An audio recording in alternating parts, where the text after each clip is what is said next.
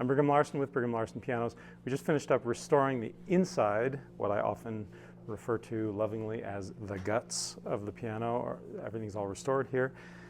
We haven't done any finish work at all, and I'm hoping that we'll get the opportunity to do it, because this is a beautiful piano, beautiful quarter-sawn oak, which was very popular at this time. And it's a beautifully executed design, but it's just very beat up. The inside, it turned out so well that yeah, I feel like the outside, it's lopsided now. So here we start with tearing everything down, of course, and then we redo the bridges, the soundboard. You can see the soundboard repairs in here. The shim there, and then we refinish all of this. We've got more shims there, another shim there. These are all cracks. Looks like a shim right behind the bass strings there. That's where it was all damaged or cracked, and so all of that has been repaired under tension, which the goal there is to hold it under tension indefinitely. Also, and then while the plate is off, we refinish it with this automotive paint. This is pretty typical of what plates look like when they're taken out of 100-year-old pianos like this, just really, really ugly and beat up. And now they are beautiful. This is original. These hardware pieces, like the bolts and the screws and this capo bar, all of that is original, but just we've got ways of polishing that up to a high shine. This is not plated. This is actually sanded from like 80 grit all the way to 2000 grit, and then buffed to that high shine. So they look great. And then, of course, putting it all back together, putting on new tuning pins, torquing those to the proper 100 to 120 pounds of torque, and then new strings, new hammers and dampers.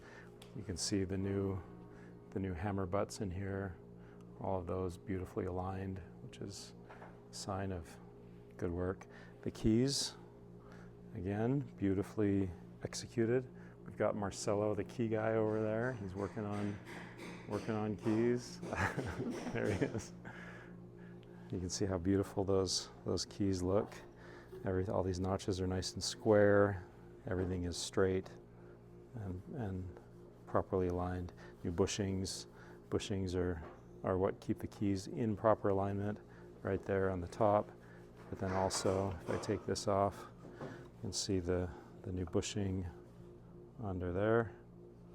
So all of those bushings have been replaced so that they fit this pin here. That's where the bushing guides it. The front bushing keeps it in alignment left to right. So there's a little bit of movement left to right, but very, very little, almost none, which is how you want it. And then the balance rail keeps the key in alignment, kind of in a roll fashion. We've also voiced this piano. Obviously, it's fully regulated, so regulation refers to adjusting all of this stuff. So a quick and dirty way to check regulation is to put the key very slowly close to the string, and then right 1/8 of an inch before the string, it pops. It gives that little escapement, and then that key should continue to travel just a little bit. And then if you look very closely at these hammers, we've voiced them. You can see faint needle marks, and that is to make this piano nice and warm. I hope that comes through. It is just so rich. It was originally too bright for my taste, but now that it's been voiced, sounds great.